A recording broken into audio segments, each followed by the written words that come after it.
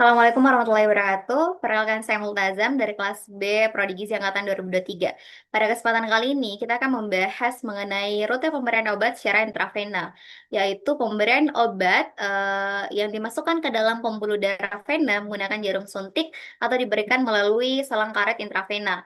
Nah, adapun tekniknya yaitu obat dimasukkan langsung ke dalam pembuluh darah vena melalui jarum suntik untuk pemberian bolus atau langsung dalam sekali suntikan dan melalui saluran infus untuk pemberian secara kontinu atau intermittent.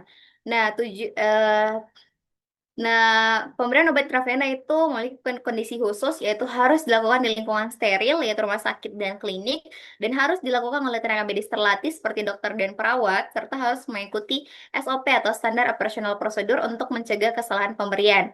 Nah, adapun kelebihan rute intravena yaitu efek farmakologisnya cepat, kemudian dosisnya akurat, cocok untuk obat emergensi, serta bisa diberikan obat dengan volume besar dan dapat mengontrol terapi dengan ketat.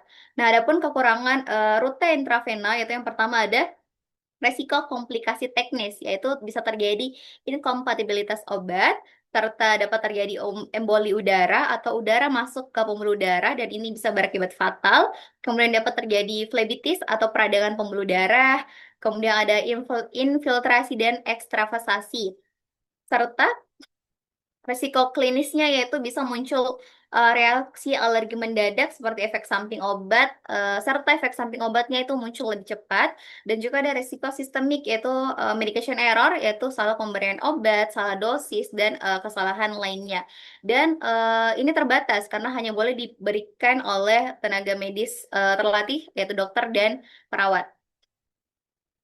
Kemudian, adapun contoh obat umum yang diberikan secara intravena itu yang pertama ada antibiotik seperti ceftriaxone dan meropenem, kemudian obat emergensi seperti adrenalin, epinefrin, dopamin dan norepinefrin, kemudian obat bius atau sedasi itu biasanya propofol, propofol dan midazolam. Kemudian ada vitamin dan nutrisi seperti vitamin C dengan dosis tinggi, kemudian cairan elektrolit, dan nutrisi parenteral. Dan sebagai biasanya juga obat kemoterapi atau obat kanker tertentu seperti cisplatin dan doxorubicin. Nah, adapun hal penting harus diperhatikan pasien yaitu efek samping yang bisa terjadi seperti nyeri kemerahan, kemudian bengkak, dan reaksi alergi.